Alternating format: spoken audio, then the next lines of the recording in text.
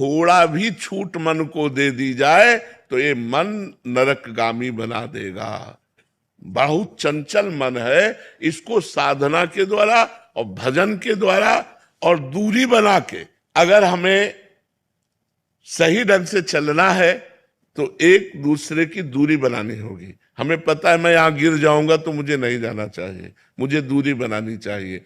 तो ऐसे ही गृहस्थ धर्म में है कि अपनी पत्नी से केवल अपना भाव रखे, अन्य माताओं बहनों के प्रति पवित्र भाव रखे और एकांत में कभी उनसे ज्यादा देर ना मिले, नहीं तो मन हमारा बड़ा चंचल है, वो कभी खराब होकर के गलत आचरण कर ही सकता है। इसलिए साधना के द्वारा, इसे भजन के द्वारा रोका जा सकता है, दूसरा कोई उपाय नहीं। बड़े बड़े ऋषि मुनियों को ये भ्रष्ट कर देता है, मन बड़ा चंचल है।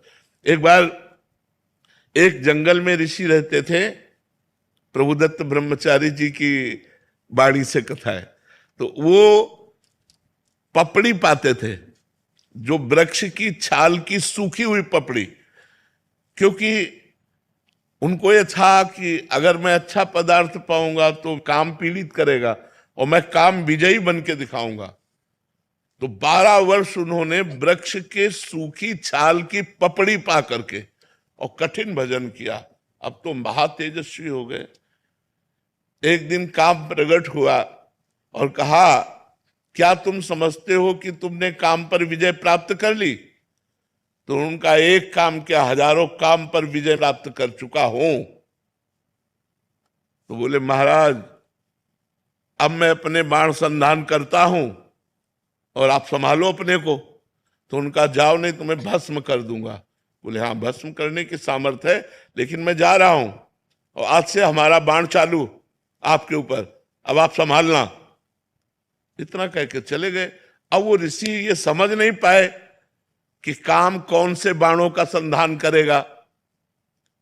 अब जहां जहां वो पपड़ी खाते थे, वृक्ष की पपड़ी, वहां वहां हलवा घी का। ऋषि ने जब देखा कि वृक्षों के जितने वृक्ष उस जंगल में, सब में हलवा लगा हुआ, तो उनका ये मेरे तप से भयभीत होकर वृक्ष हमें लगता है कोई स्वादिष्ट पदार्थ देने लगे। अब वो खाने लगे।